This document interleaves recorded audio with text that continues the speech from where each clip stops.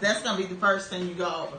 Once you give their property address, come around there. This is his side. So you're going to have a seller side and a buyer side. I'm not representing the buyer, so their information is really not on my document. The only thing that's on here is what's going to affect my seller based upon the buyer. So we're going to start with our contract sales price of $120,000. Total amount due $120,000. We have $450 in deductions. We're paying off 2 mortgages.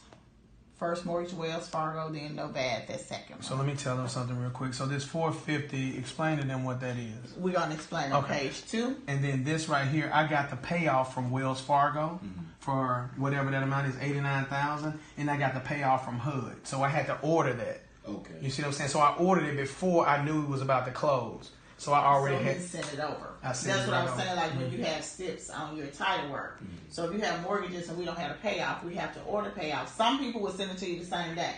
Some people will say it's going to be 5 to 7 business days. So it all depends. So if you know that, go ahead and order it, and then say I got that on the way.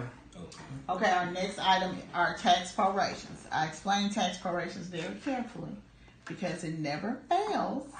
When taxes become due, somebody's going to call us and say, I thought you said you paid taxes. No. What we're doing is giving the buyer a credit from January 1st through today because they did not own the property at that time. So it does not go to the tax office. It just reduces what they have to bring to the table. When the taxes become due, they have to pay the full amount, just as if, they hadn't gotten a credit. Okay? Total reduction $100,924.05. Gross due $120 versus that deduction leaves cash to the seller $19,075. God damn it! Shut up! Somebody in there. I'm sorry. Just like that. That's good. It's a climate. They do 10 of them a week. Oh my God. Right, dog. Okay, so can I get your sign page? Yes, you goddamn it can. Okay.